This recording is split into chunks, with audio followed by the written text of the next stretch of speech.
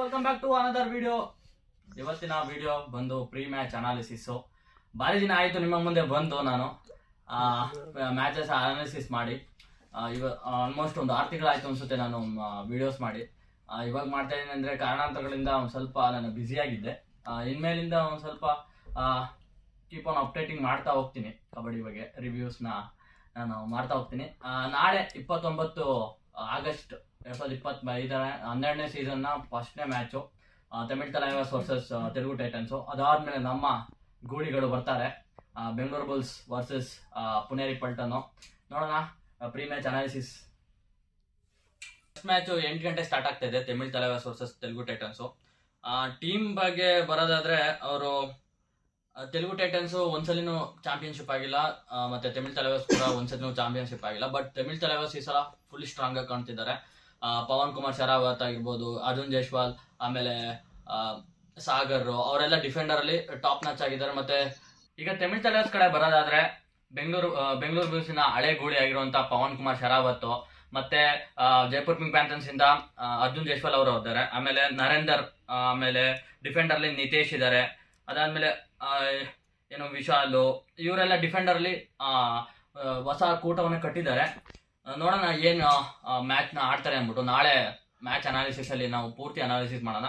Next ನಾವು ಏನು Telugu Titans ಕಡೆ ಬಂದ್ರೆ, ತೆಲುಗು ಟೈಟನ್ಸ್ ಅಲ್ಲಿ ನನಗೆ ಯಾಕೋ ವೀಕ್ ಆಗಿ ಕಾಣಿಸುತ್ತೆ.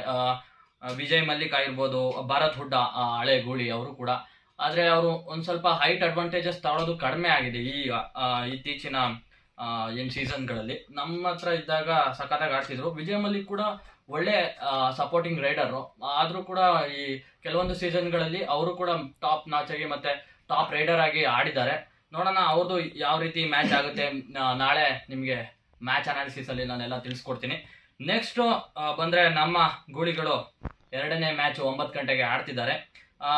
ನಮ್ಗೆ ಈ ಸಲ ಫುಲ್ ಕಾನ್ಫಿಡೆನ್ಸ್ ಇದೆ. ನೆಕ್ಸ್ಟ್ ಮ್ಯಾಚ್ ಬರುತ್ತೆ ನಮ್ಮ ಬೆಂಗಳೂರು ಬುಲ್ಸ್ ವರ್ಸಸ್ ಪುನೇರಿ ಪಲ್ಟನ್ಸ್.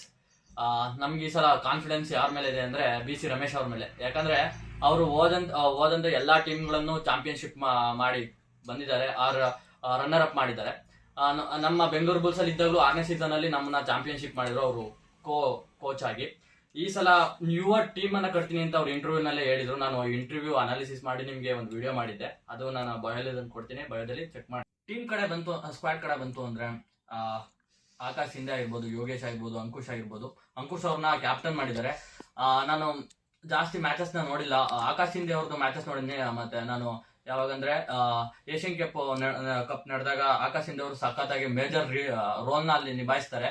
ಅದಾದ್ಮೇಲೆ ಯೋಗೇಶ್ ಡಿಫೆಂಡರ್ ಅಲ್ಲಿ ಸಖತ್ತಾಗಿ ಆಡ್ತಾ ಇದ್ದಾರೆ. ನೋಡೋಣ ನಾಳೆ ಏನ್ ಆಡ್ತಾರೆ ಅದ್ರ ಮೇಲೆ ನಾನು ಮ್ಯಾಚ್ ಅನಾಲಿಸಿಸ್ ಮಾಡ್ತೀನಿ. ಹಿಂಗ್ ಚೆನ್ನಾಗಿ ಆಡಿದ್ರು, ಚೆನ್ನಾಗಿ ಆಡಿಲ್ಲ ಅಂತ. ಹೋಸತಿ ಆದ್ರೆ ಚೆನ್ನಾಗಿ ಆಡ್ಲಿಲ್ಲ, ನನಗೆ ಅಷ್ಟು ಟಾಪ್ ದ ನಾಚ್ ಬರಲಿಲ್ಲ ಅವ್ರದ್ದು ಪರ್ಫಾರ್ಮೆನ್ಸ್ ಯಾರದೇ ಆಗಿದೆ. ಪರ್ದೀಪ್ ನರ್ವಾಲ್ ಅವರು ತಗೊಂಡು ವೇಸ್ಟ್ ಆಯ್ತು. ಈ ಸಲ ಫುಲ್ ಕ್ಲೀನ್ ಮಾಡಿದ್ದಾರೆ. ನೋಡೋಣ ಏನಾಗುತ್ತೆ ಅಂತ. ನೆಕ್ಸ್ಟ್ ಟೀಮ್ ಕಡೆ ಬರೋದಾದ್ರೆ, ಪುನೇರಿ ಪಲ್ಟನ್ಸ್. ಅವರು ಒಂದು ಯುವ ಟೀಮ್ ಅನ್ನು ಅವರು ಕೂಡ ಕಟ್ಟಿದ್ದಾರೆ, ಚೆನ್ನಾಗಿದೆ. ಅಸ್ಲಾಂ ಇಲಾಂದರ್ ಆಗಿರ್ಬೋದು, ಪಂಕಜ್ ಮೋಹಿತೆ, ಇವರೆಲ್ಲ ಥ್ರೆಡ್ ಆಗ್ತಾರೆ ನಮಗೆ. ಮೋಹಿತ್ ಗೋಯತ್, ಅಭಿಷೇಕ್ ಅವರೆಲ್ಲ ಫುಲ್ ಥ್ರೆಡ್ ಆಗ್ತಾರೆ. ಬಟ್ ಈಗ ಅಲ್ಲಿ ಡಿಫೆಂಡರ್ಸ್ ಕಡಿಮೆ ಇದ್ದಾರೆ, ಅಂದ್ರೆ ಯುವ ಆಟಗಾರರಾಗಿದ್ದಾರೆ ಡಿಫೆಂಡರ್ಸ್. ಹಂಗಾಗಿ ನಮ್ಗೊಂದು ಟ್ರೈ ಅಂತ ಸಿಗುತ್ತೆ ಅನ್ಸುತ್ತೆ. ನೋಡೋಣ, ಇಬ್ರು ಯಂಗ್ ಟೀಮ್ಸೇ ಹೆಂಗ್ ಆಡ್ತಾರೆ. ನಾನು ನಾಳೆ ಮ್ಯಾಚ್ ಅಲ್ಲಿ ಅನಾಲಿಸಿಸ್ ಮಾಡ್ತೀನಿ. ಅಲ್ಲಿ ಗಂಟ ನನ್ನ ಮಿಸ್ ಮಾಡ್ಕೋತೇರಿ. ಬಾಬಾ.